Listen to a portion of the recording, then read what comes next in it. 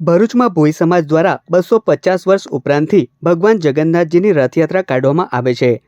અમદાવાદમાં સૌપ્રથમ વખત નીકળેલી રથયાત્રામાં પણ 3 રથો ભરૂચના ખલાસીઓએ બનાવી આપ્યા હતા.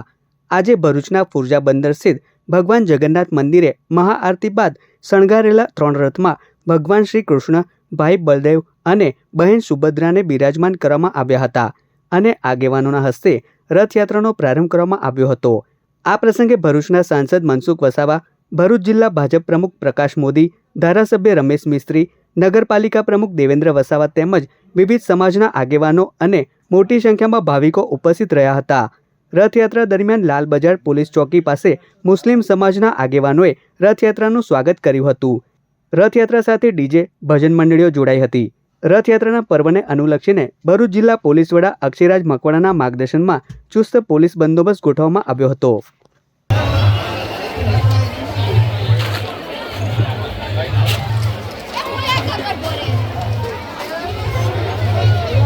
ભારત વર્ષમાં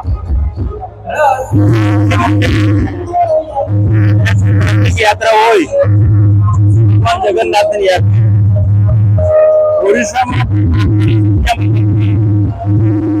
યાત્રામાં થાય છે.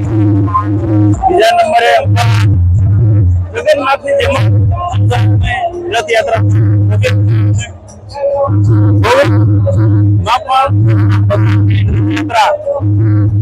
વર્ષોથી નીકળે દર વર્ષે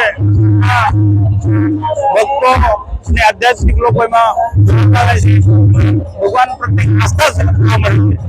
આ વર્ષે પણ ભગવાન જગન્નાથ, બલભદ્રજી અને સુભદ્રાજી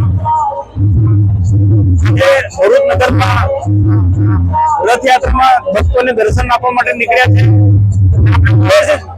ચારે બાજુથી ભગવાન દર્શન કરવા માટે બધા લોકો ઠેર ઠેર ઉભા છે.